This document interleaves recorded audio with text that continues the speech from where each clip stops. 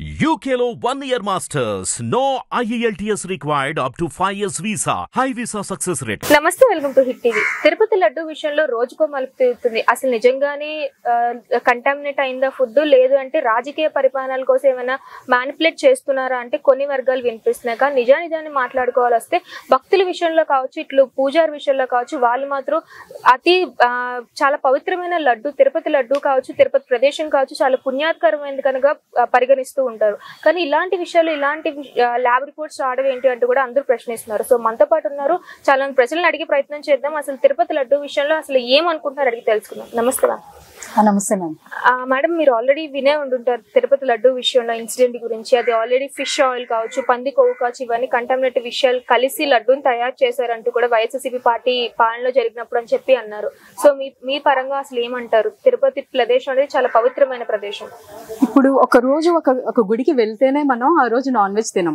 అట్లాంటిది అంటే స్వయంభూగా స్థాపించిన వెంకటేశ్వర స్వామి గుడిలోని ఒక నాన్ వెజ్ ఐటెం లైక్ పంది కొవ్వు కానీ, ఫిష్ ఆయిల్ కానీ ఇట్లాంటివి మిక్స్ చేస్తున్నారంటే పవిత్రమైన ప్రదేశంలో దేవుణ్ణి కూడా కమర్షియల్ చేసేసారు. కమర్షియల్ ఎట్లా చేసేసారంటే ప్రతిదీ డబ్బుకి లింక్ పెట్టి డబ్బులు సంపాదించడానికి మనం ఏమేమైతే చేయకూడదో ప్రతిదీ చేస్తున్నారు. ప్రతిదీ అన్యాయంగా చేస్తున్నారు, అక్రమంగా. సో దేవుడు ఎట్లాంటి వాళ్ళని క్షమించడు. ఎందుకంటే ఒక ప్రసాదం అనేది మనం ఎంతో కాస్ట్ పెట్టి కొనుక్కుంటాం. 50 రూపాయలు, 100 రూపాయలు, 500 రూపాయలు పెట్టి కూడా ఒక లడ్డు కొనుక్కుంటాం. అది 10 మందికి పంచుతాం పుణ్యం అని. ఇంకా పుణ్యం ఏముంది అందులో? ఒక నాన్ వెజ్ ఐటెం కలిపితే, పందికో అంటే పాపం చేసి మళ్ళీ అందులో కలపడం, ఫిష్ ఆయిల్ అంటే మళ్ళీ పాపం చేసి కలపడం. ఇట్లాంటి పాపం పనులు చేస్తే పుణ్యం కన్నా పాపం ఎక్కువ పెరుగుతుంది కదా జనాలకి. ఇంకా ప్రళయాలు కాకపోతే ఇంకేం వస్తాయి? ఇప్పుడు ప్రళయాలు ఎందుకు వస్తున్నాయి? విజయవాడ మునిగిపోయింది. అన్యాయం ఎక్కువైపోయి, పాపం ఎక్కువైపోతే ముంచేస్తాడు దేవుడు మనుషుల్ని. మన ప్రకృతిని ఎంత కాపాడితే అంత మనల్ని కాపాడుతుంది. ఇప్పుడు జంతువుల్ని చంపి వాటినే మనం తినే ప్రసాదంలో కలిపితే ఇంకా భక్తికి అర్థమే లేదు. మూర్ఖుల్లాగా వెళ్ళి పాపం పనులు చేసి గుళ్ళో దండం పెడితే దేవుడు ఎప్పటికీ మంచి చేయడు కదా.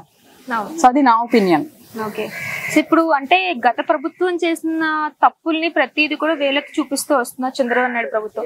కొంతమంది ఏమంటున్నారు, ఇదంతా జరిగింది కాదు, మ్యానిపులేట్ చేస్తున్నారు విషయాన్ని, వైఎస్ఆర్సీపీ పార్టీ పైన ముద్ర తేయడానికి ఇదంతా చేస్తున్నారు అని కొంతమంది మాట్లాడుతున్నారు. సో దీన్ని మీరేమంటారు?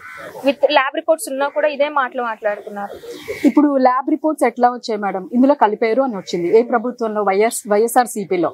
సో కలిపారు అని వచ్చిందంటే అది ప్రూఫ్ కదా. అది మన తెలుగుదేశం పార్టీలో చేసిన, వైఎస్ఆర్సీపీలో చేసిన, ఎక్కడ చేసినా అన్యాయం అనేది అన్యాయమే. వీడు చేసినా వాడు చేసినా ఎవరికి సపోర్ట్ చేయం. తప్పు చేసిన వాడిని శిక్షించాలి.